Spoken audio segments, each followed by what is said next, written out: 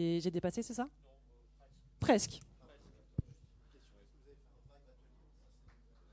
On a fait un Vibe atelier, effectivement. Ah. Merci. Et du coup, oui, c'est une restitution qui est faite grâce à Claude. Voilà. Ah, bah voilà, tu vois.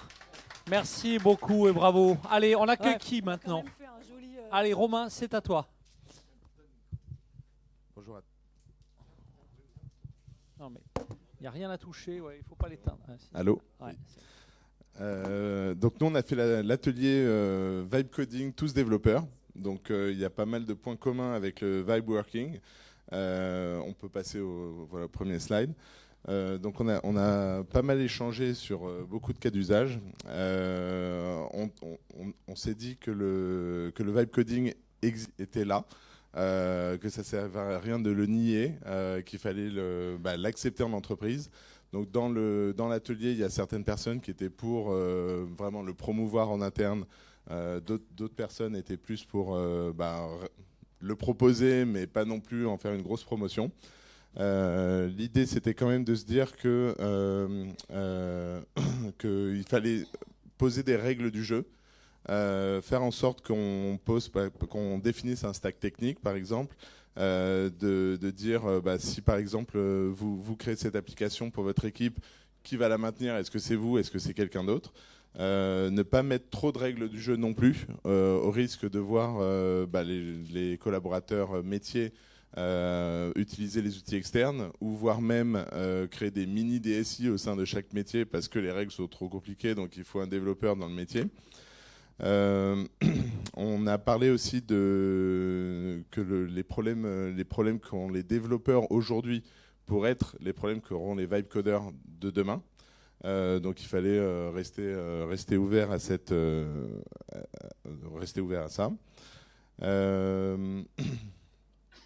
Qu'est-ce on a parlé de quoi d'autre? Je pense que c'est à peu près tout. Oui, on a défini aussi qu'il fallait faire des quality gates pour les applications qui seraient vibe codées. Tout comme on a dans une chaîne CI/CD à l'heure actuelle, ou une chaîne SDLC à l'heure actuelle, sauf qu'il faudrait la faire éventuellement de manière progressive. Si par exemple on a une application vibe codée qui est utilisée uniquement à but de prototypage, en effet c'est pas la peine de mettre une énorme gouvernance autour de ça et de mettre des énormes contraintes de sécurité. Si jamais cette application est destinée à être utilisée publiquement, évidemment là on voudra faire en sorte qu'elle passe les quality gates, sécurité, accessibilité, etc. Et voilà, oui, c'est tout, quoi. Mesdames et messieurs, Romain que l'on retrouvera. C'est vrai que tiens, mets plus de son dans le orange, s'il te plaît. Ouais, vraiment le orange là, il est voilà, on l'attend pas. Romain qu'on retrouvera dans quelques minutes aussi pour un appel à projet, si j'ai bien compris. Hein. Allez, alors c'est à toi. Tu connais la règle, puis tu as un temps de fou, hein. Donc 2 minutes pour nous débriefer. Ouais, non, mais tu vas voir que ça va. J'ai ma slide spécifique. Allez. Parce que je suis pas un bon élève. Normalement, j'ai pas de slide. J'ai juste une photo. Ah non, mais moi-même avec Claude, je reste à pas faire de slide. Donc vous avez une photo. C'est parlant. Il y a rien à dire. Y a rien à dire. Non, ça a été une réflexion avec Gaël de se dire en fait, quand on fait ces ateliers, de se dire attendez, on en est où collectivement? Et en fait, on a défini un peu dans ce sujet 4 grands axes. Donc relativement classique, mais qu'on revoit, donc la valeur, quelle gouvernance, c'est quoi l'impact RH, la souveraineté et quels outils. Ce qui est intéressant, c'est que dans les post-it qu'on pouvait prendre, on pouvait prendre soit des roses, c'est j'ai des questions, je me demande, parce que je ne sais pas, soit des bleus, j'ai un Rex. En fait, là, on voit un peu l'état d'esprit des DSI autour de ça. C'est ça qui est assez intéressant. Déjà, on apprend un truc. Deuxième truc. Poser les questions, c'est déjà commencer à résoudre. Je vais vous montrer. Donc, on est allé de gauche à droite pendant 1h30 sur les sujets pour essayer de les débattre, structurer les choses. Et je vais m'arrêter là où ça a arrêté. Voilà. On a fait 2 sujets sur les 5. On a eu un vrai truc à la fin de se dire non, mais en fait, il faut vraiment aller loin. Il y a beaucoup d'impact dans tout ça. Donc, évidemment, si on va un peu plus dedans, la valeur, concrètement. En réalité, outre l'outil, maintenant, on est toujours, félicitations avec l'IA tout le temps, dans quelque chose d'organisationnel et ton existant, ça va dépendre de la valeur de la suite. tous les chiffres, on a lancé des chiffres dans tous les sens. En fait, ça dépend du contexte. Voilà, grosso modo, la qualité de database de données et la qualité de ton organisation. Mais c'est vrai que dans cette organisation, il y a le problème du rouage du dev qui, lui, se met à tourner beaucoup plus vite. Donc tout ce qui tourne autour du rouage du dev, qu'est-ce que tu fais?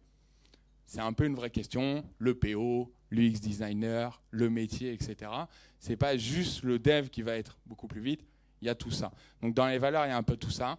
La gouvernance, très rapidement aussi, la volonté de mettre quelque chose d'agnostique, souverain, en dehors des outils. C'est bon, on a fini de prendre un outil, de l'acheter et d'être trop vendor locking. C'est un peu comme Git à l'époque. Comment est-ce que tu réfléchis sur une méthode un peu agnostique de l'outil par rapport à ça pour pas te rentrer dedans et du coup, toi, sur tes méthodos d'utilisation de Devalia, comment tu arrives à faire ça? Et tout le reste, l'impact RH aussi, on en a parlé. En fait, c'est un peu les premiers employés qui sont faits vraiment fortement attaqués par l'IA. C'est ça qui se passe en fait. Marjorie, on risque d'en avoir d'autres, mais c'est les premiers. Il y a un vrai impact RH. Le métier est plus pareil. Et il y a beaucoup d'IA fatigue qui existe par rapport à ça. Et on va avec Marjorie du coup en parler plus dans l'IAGORA mercredi prochain. Voilà. Et là, il y aura des slides. Là, il y aura des slides. Et bravo hein, et ton boulot, puisque tu fais effectivement avec l'IAGORA, moi je suis très très fan. Si vous ne connaissez pas encore, c'est vraiment c'est en ligne hyper sur Teams. Opérationnel, c'est cool, on se prend pas au sérieux et c'est très sérieux, donc c'est vraiment cool. Allez, c'est ton tour, 3 minutes pour nous débriefer pour 2 minutes. 2 minutes, bah, pardon. 2 minutes. Allez. Non, mais on avait dit 3. Ah bah écoute, moi je sais pas, alors en régie on me dit 2, tu sais ça, je crois que c'est surtout pour pas qu'on loupe les bus, etc. C'est pour la bonne cause en tout cas. D'accord, très bien. Alors là, c'est une restitution faite par des humains. Donc, on n'a pas utilisé Claude, on a fait nous-mêmes les slides. Donc, c'était l'atelier sur les LLM. Est-ce que c'est le maillon faible des SI? Donc, nous étions un certain nombre de personnes, donc nous étions 7, représentant différents secteurs d'activité. Au départ, nous avions commencé à parler vraiment du côté technique de la sécurité de l'IA, notamment avec ce qui arrive là, les capacités des modèles avancés, Mythos, GPT 5.5 et les autres, pour détecter des vulnérabilités très rapidement, mais aussi de les exploiter pour générer des attaques faciles à grande échelle massivement. Mais ensuite, très vite, nous sommes arrivés à l'humain, à discuter des humains et de leur comportement et du fait que les IA, comme il a été dit dans les ateliers avant, offrent énormément de possibilités, de capacités et de services. Donc elles sont utilisées et déployées partout. Donc les gens les utilisent aussi, donc les collaborateurs et les employés les utilisent aussi pour être plus performants. Donc souvent par des accès personnels, ce qui pose des problèmes dans les entreprises. Et essentiellement pour des questions de confidentialité, fuite des données sensibles, mais aussi fuite des compétences et des outils. Et donc là, on se ramène aussi aux agents d'IA qui, eux aussi, comme les humains, vont aller prendre des données par des canaux différents qui ne sont pas forcément vérifiables. Et aujourd'hui, de toute façon, je pense qu'on est tous d'accord sur le fait qu'on ne peut pas passer à côté de l'IA et particulièrement de l'IA agentique avec ces agents qui permettent de faire énormément de choses, donc qui permettent de planifier, collaborer, se connecter, échanger avec des systèmes extérieurs pour atteindre des objectifs complexes. Mais le constat est que personne aujourd'hui, ni aux États-Unis, ni nulle part ailleurs, il y a des solutions pour certifier le comportement de ces agents, pour les sécuriser, pour sécuriser la communication et la collaboration entre ces agents. Et donc, nous avons vraiment une fenêtre en France et en Europe pour développer des outils chez nous par des entreprises françaises. Et nous n'avons pas le choix, c'est une question de souveraineté nationale et européenne. Et donc, de ce qui est ressorti de l'atelier, c'est qu'il est indispensable aujourd'hui qu'il y ait des efforts collectifs communs des pouvoirs publics, mais aussi privés, pour soutenir notre champion national Mistral et aussi tout l'écosystème autour, et aussi renforcer les collaborations académiques et industrielles, puisque dans les labos de recherche, nous développons des logiciels, des outils qui peuvent aussi vous servir. Donc voilà. Eh ben bravo et merci pour ce retour. François, qui est-ce que l'on accueille maintenant? On accueille maintenant Gaël Parent.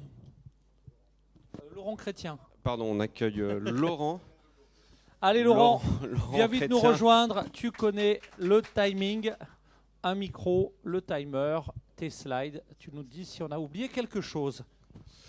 Ok, bonjour à tous. Donc nous, on avait aussi un super atelier et qui avait la particularité d'être en parité. C'est pas souvent, mais là on était en parité. Donc on s'est intéressé au sujet du middle management à l'ère de l'IA, avec en sous-jacence augmenter ou remplacer. Est-ce qu'on peut décider de ça ou pas?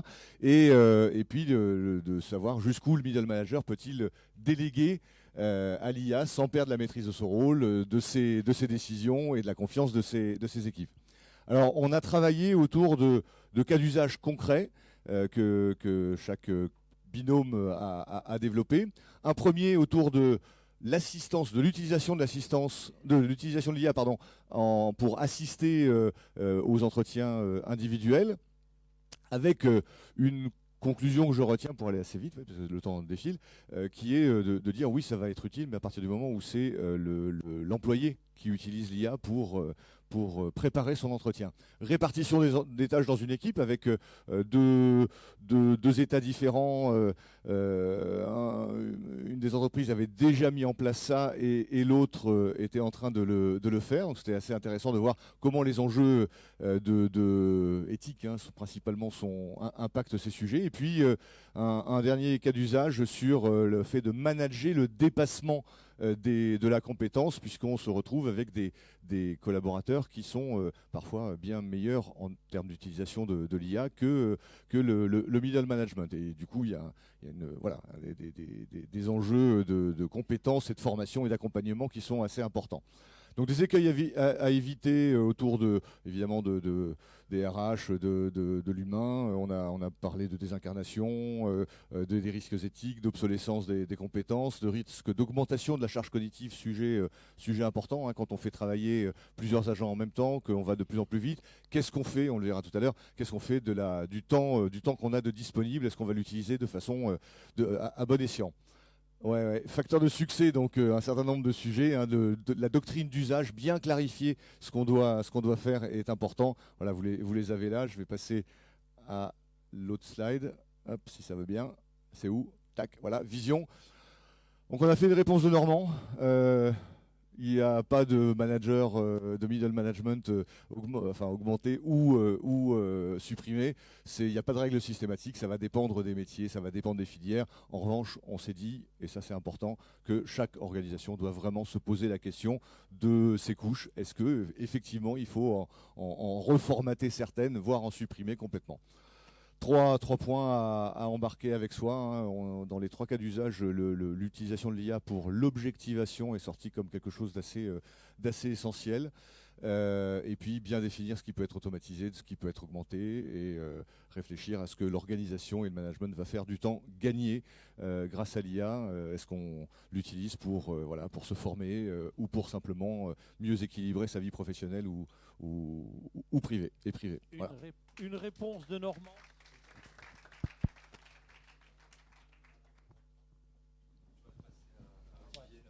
Allez, Olivier. merci. Ça aussi.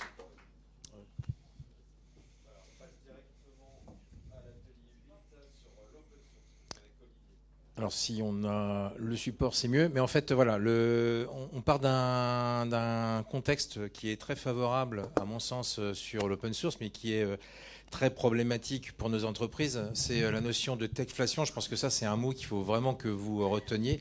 Vous avez l'inflation, la déflation et la techflation. C'est la tech, qui peut être américaine ou autre, mais qui vous explose vos OPEX et on ne sait plus en fait prévoir les budgets des DSI. Et en plus, on nous impose ou on nous change les modèles de licence. C'est vraiment très problématique. Après, vous avez la notion d'IRN. Donc, l'indice de résilience numérique, ça, c'est peut-être aussi un des takeaways qui permet en fait de mesurer ça sera compliqué. Ouais, Comment dire? Alors moi, j'ai pas cette prérogative, hein, t'as remarqué, hein, je ne mords pas. Moi, Allez, vas-y. j'adore ceux qui ont essayé. Bon, bah, Donc, en ça fait, pour- sur le sujet souveraineté, résilience, c'est vraiment très très important parce que, bien évidemment, notre ami Trump nous aide beaucoup sur le côté open source, mais pas que. Là, on a vraiment un sujet majeur. Vous allez avoir des pressions qui vont commencer à arriver au niveau des investisseurs qui vont dire mais ce que je comprends là, c'est que si je mets de l'argent dans ton entreprise, dans les 3 minutes, potentiellement, le business peut s'arrêter parce que tu n'as pas fait les bons choix au niveau du système d'information. Et le côté IRN, on est dans une industrie côté informatique qui est complètement folle. On est très très content d'avoir un fournisseur sur un sujet. Mais dans quelle autre industrie on a ça? Est-ce que Renault va s'acheter chez un fournisseur ses sièges? Il a des ribambelles exactement. Et pour sa supply chain, pour tout. Donc nous, c'est vraiment important d'arrêter. Et même pour l'open source, il faut faire attention à cette adhérence. Donc l'extraterritorialité des lois américaines, vous avez compris. Et là, il faut aussi imaginer que vous avez cette même problématique qui est en train de naître avec la Chine, et on va se retrouver en fait dans un truc croisé entre les deux mastodontes. Ça va être vraiment très problématique. Et donc la notion de kill switch, j'imagine que vous la maîtrisez, enfin vous la connaissez, le red button kill switch. Si vous le connaissez pas, regardez vraiment ce qui s'est passé au niveau de la Cour pénale internationale, et en plus des attaques qui ont été faites sur des personnes et leurs familles, comme le juge français qui avait commencé à instruire avec 11 autres juges. Bref, donc le résultat de tout ça, c'est l'une des solutions avec ces pressions, c'est clairement le côté open source. Et là, vous avez tout un tas d'offres qui commencent à être vraiment matures sur le marché. Vous avez aussi des gens qui se regroupent avec le TOSIT, par exemple, et certainement en liaison avec l'IMA à court terme. Ça fait partie des solutions qu'on a imaginées. Vous avez entre autres des alternatives, type alternative à Citrix, qui commencent à être commandées à des gens comme Kyber pour pouvoir générer un open source from scratch, pour pouvoir avoir une solution face à un éditeur qui devient aussi complètement dingue. Et vous en avez d'autres. Face Atlassian, Jira, Confluence, les meilleurs outils de gestion de projet, de connaissances, etc. Là, en fait, vous avez un couple franco-allemand, Open Project et XWiki, qui commence à naître, et aussi avec le TOSIT. Tu veux quelque chose? Ah, pas du tout, pas du tout. Voilà. Non, non. Ah, vous êtes à deux? Ah, vous êtes non, pas là, assez deux. nombreux. Ah, bon, non, on n'appelle pas la. Ouais, non. Allez, merci, en tout cas, on t'applaudit. Et évidemment, tu ouvres énormément de débats hautement stratégiques. Who's gonna be the next, dear François? No. You don't know. Alors, on y va, on avance. Hop, hop, hop. Prochain. Voilà. Ah ouais, du coup, voilà.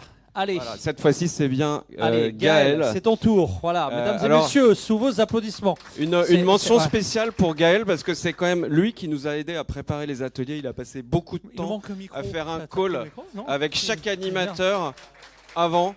Et Tiens, en plus, il nous il manque- animait ouais. le sien. T'as un micro, bon bah, ah, ok. Allez. Merci beaucoup. Oui, le but, c'était de rendre les ateliers collaboratifs. Donc, j'espère que vous avez apprécié ce côté partage qu'on fait des fois sur papier et pas également sur ordinateur avec de l'IA derrière. Mais on a mixé les deux. Alors moi, le sujet, c'était est-ce que l'IA, dans le processus d'innovation, va nous permettre d'être créatifs et qu'on va plus faire de brainstorming, de séances d'idéation? Est-ce qu'on en a encore besoin? Ou est-ce que ça va générer des solutions directement? Donc, c'est cette question qu'on s'est posée. Donc, on a fait un joli poster. Donc, un processus d'innovation classique.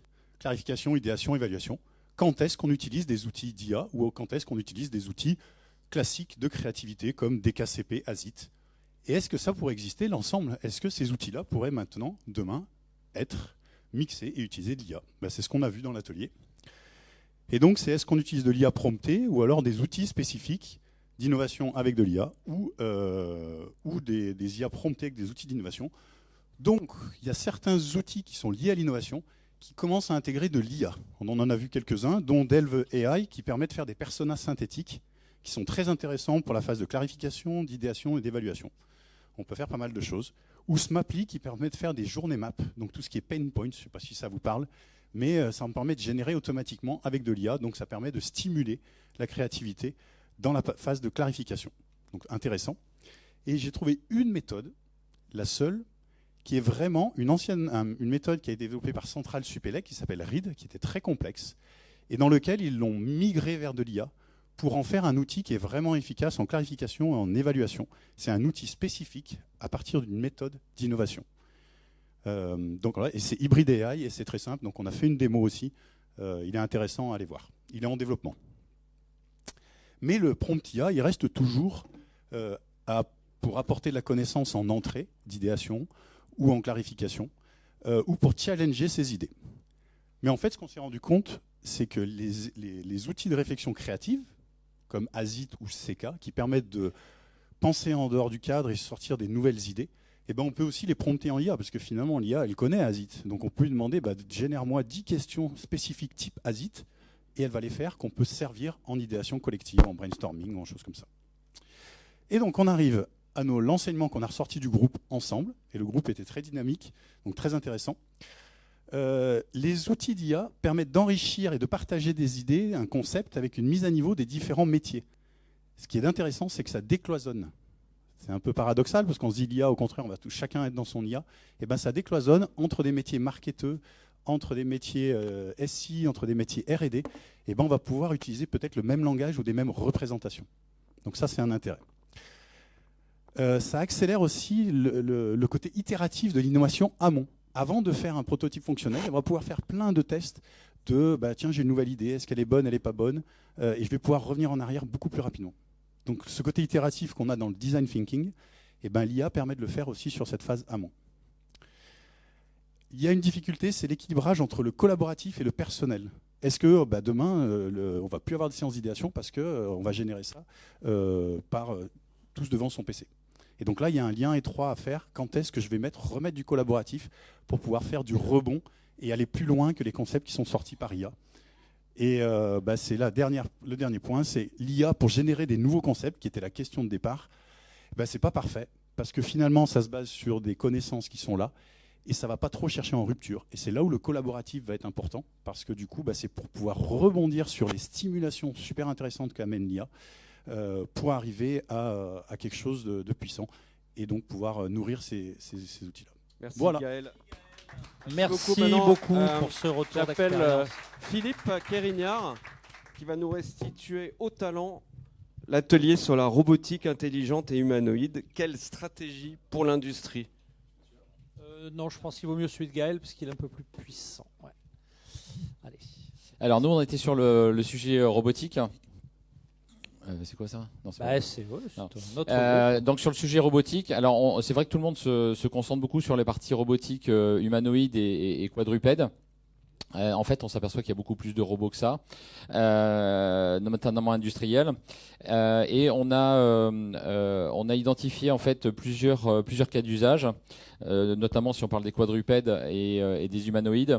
Pour tout ce qui est inspection et maintenance, notamment dans les univers un petit peu contraints ou difficiles, que ce soit sur les stations offshore, sur les câbles sous-marins, la manipulation de flux dans le nucléaire, dans les conduites hydrauliques, ou encore dans les détections, les rondes pour faire de la maintenance prédictive dans les hôpitaux.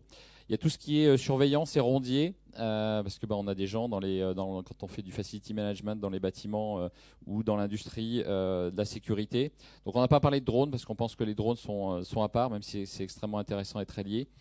Donc il y a tout ce qui est aussi la logistique, bien sûr, la logistique et intralogistique. Là, on parle plutôt de, un peu comme vous savez, les robots dans les dark house Amazon, là où il y a 2000 robots qui montent certaines choses. Bien sûr, toute la partie agriculture, il y a beaucoup ils sont très très pointus, au niveau agriculture.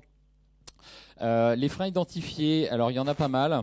Aujourd'hui, pour les choses assez précises, même si les mains sont, comment on en parlait hier, au niveau des 27 des 27 merci, degrés de liberté, on n'en est qu'à 20, mais là c'est vraiment les mains qui coûtent très très cher. Donc il y a un problème encore de dextérité, et puis des choses assez, même si on voit qu'ils savent faire du kung-fu, ils savent faire des danses, et ben les robots chinois, ils savent pas monter une marche et il faut les programmer pour ça.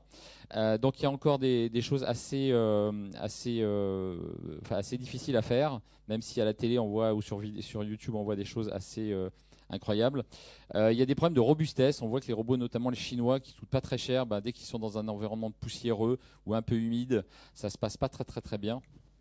Au niveau logiciel, sur la partie software, alors là, sur la partie, on va dire robot un peu plus classique de l'industriel, donc les bras robotisés, aujourd'hui, les roboticiens, c'est des roboticiens, les programmeurs, et aujourd'hui, ils n'ont pas encore les outils comme on peut avoir les software engineers, les développeurs qui pissent plus, comme on dit, une ligne de code. Donc il n'y a pas encore les outils pour les aider. Ça, c'est la première étape. La deuxième étape, c'est c'est la programmation qui passe d'une programmation déterministe à une programmation par apprentissage qu'on retrouve dans les humanoïdes, mais qu'on voudrait appliquer sur la partie beaucoup plus classique. Bien sûr, il y a tous les sujets de données et de souveraineté. Parce que aujourd'hui vous avez d'un côté Boston Dynamics où ça peut être souverain, et par défaut les robots chinois ça part en Chine. Alors il y a des possibilités de faire ça sur des clouds, mais c'est locaux, mais c'est encore un peu compliqué. Il y a des sujets notamment sur la partie Android, d'acceptabilité au niveau de l'humanoïde par rapport aux collègues humains. Et très rapidement, les facteurs clés de succès, c'est la robustesse matérielle, tous les outils et les skills qu'il faudra télécharger pour que le robot humanoïde puisse transporter une caisse et pousser un chariot, c'est pas les mêmes skills. Donc on s'attend à ce qu'il y ait des marketplaces de skills. Voilà. Et je fais une petite annonce. Alors, voilà. On fait un livre blanc sur le sujet. Et donc, s'il y a des gens, au-delà de ceux qui étaient participants à l'atelier, qui veulent participer à la rédaction ou nourrir ce livre blanc ou ont des use cases à partager, n'hésitez pas. Merci voilà. Philippe. Philippe est très modeste. Il oublie de vous dire qu'il est lui-même co-auteur d'un livre avec ChatGPT. Il a fait des conversations avec ChatGPT. Vous trouverez ce livre dans toutes les bonnes librairies ou pas? Avec Chapi, comme Ouais, on dit avec au Japon. Chapi, ouais, Avec tout à Chapi. fait. Donc, voilà, Ok, effectivement. merci beaucoup Philippe. Encore 2 témoignages. Je vais vraiment demander pardon. Je suis là en Alors, béton Barbara- de service. Allez, vraiment Barbara va nous rester restituer en 2 minutes l'atelier de l'impact de l'IA sur 5 l'emploi. minutes. Allez, 2 minutes. Alors, ça fait 1 minute chacun. Ça va être Hello. sport. Alors nous, sport. c'était effectivement le sujet de l'impact IA amitié. Ouais, on peut faire de la simu. Donc évidemment, on va passer très vite sur l'état actuel de l'IA et de la prise en compte, les craintes, de se dire ça y est, on va être remplacé par l'IA, etc. Donc toute cette ambiance dans les entreprises, et puis même des bilans sur les rétex, etc. Et l'idée, c'était donc nous, concrètement, on a évalué. On avait plusieurs groupes. On a évalué en fait de façon concrète quels métiers allaient potentiellement disparaître, ceux qui allaient être transformés, et d'essayer d'aller plus loin et d'imaginer les nouveaux métiers qui allaient sortir de cette fameuse vague. Oui, tout à. Alors le micro marche pas effectivement. Vas-y, prends-le. Ok, ça marche. Vous allez m'entendre mieux effectivement comme ça. Donc, alors vous constaterez déjà effectivement qu'on n'a pas de slide, donc on s'excuse effectivement sur la qualité de la restitution, mais effectivement tout l'enjeu c'était de répondre effectivement aux craintes que tout un chacun se pose en entreprise aujourd'hui. Est-ce que mon métier va être supprimé par l'arrivée de l'intelligence artificielle? Et du coup on a fait ce travail-là effectivement, comme tu le décrivais, de se répartir en filiales, en vérité filiales métiers, et chacun proposer des métiers qui potentiellement pouvaient être transformés ou même supprimés. Et finalement, ce qui était intéressant, je trouve, dans la restitution finale de l'atelier, c'est qu'on avait quand même pas mal de métiers que l'on trouvait plutôt sur le côté gauche de notre dashboard de restitution, c'est-à-dire sur la partie supprimée et ou transformée. Et au final, malgré nos efforts d'imagination, on avait assez de difficultés à trouver des métiers qui allaient se créer grâce à l'IA. Donc on s'est posé cette question aussi de savoir est-ce que c'était les limites de notre imagination ou un biais de crainte finalement où on a surtout peur d'être remplacé quelque part. Ouais. Non, j'allais dire le débat reste ouvert, mais vas-y. Oui, excuse-moi, pardon. C'est vrai qu'on a dépassé un petit peu le temps, mais voilà, toute la conclusion effectivement c'est de ça. Oui. Vas-y, je te laisse. Allez, on a super peu de temps, Donc, sinon les bus vont partir sans. En gros, on s'est dit, on n'arrivait pas à imaginer l'avenir parce qu'on était un peu sec et que déjà on avait bossé pas mal sur les 2 premiers. Et en fait, les pistes intéressantes, c'est tout ce qu'on pourrait créer comme emploi par rapport à l'inclusion. Aujourd'hui, l'IA, c'est un super vecteur d'inclusion, donc il y a un côté humain qui est intéressant. Il faut penser à l'IA responsable, donc l'environnement, l'éthique. Le mot éthique est un... On va se faire virer les bus, on va devoir courir et après, les bus. Acculturation et conduite de changement. Donc il y a plein de choses et vous le verrez dans le super compte-rendu de l'ITS. Merci beaucoup. Le dernier atelier, vite fait. Voilà. Merci. Désolé, et pour finir en beauté, notre ex-président de l'IMA, Yann Barthélémy sur l'architecture data. Bravo. Allez Yann. Bon, par Merci. contre, tu connais l'IMA, tu connais les contraintes de temps. On y va. Je pense que la prochaine fois, à la place d'un timer, on met la tension artérielle de Marc Lunel et ça va montrer. Alors, si on peut passer, je sais pas où est la zapette. C'est bon. Allez. Alors, on va faire très vite. La problématique, il nous faut un socle de données, sinon on n'a pas d'usage, et si on n'a pas d'usage, on ne fait pas de socle, et voilà. C'est le cercle vicieux.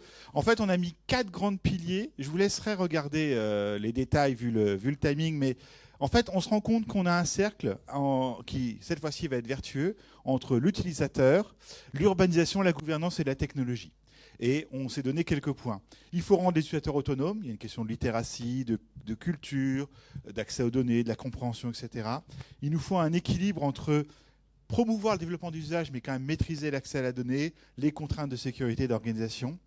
Il faut partager les catalogues de données, mais aussi les catalogues d'usage. Sur l'urbanisation, c'est un peu des évidences, mais on doit décloisonner, on doit défragmenter, on doit dédoublonner la donnée, on doit casser les silos, et quand on casse un silo, il y en a un nouveau qui se recrée. On doit maintenir la documentation, nettoyer, archiver la donnée. Les problèmes, globalement, c'est on ne sait pas où est la donnée, on ne sait pas si elle est accessible, on ne connaît pas sa qualité.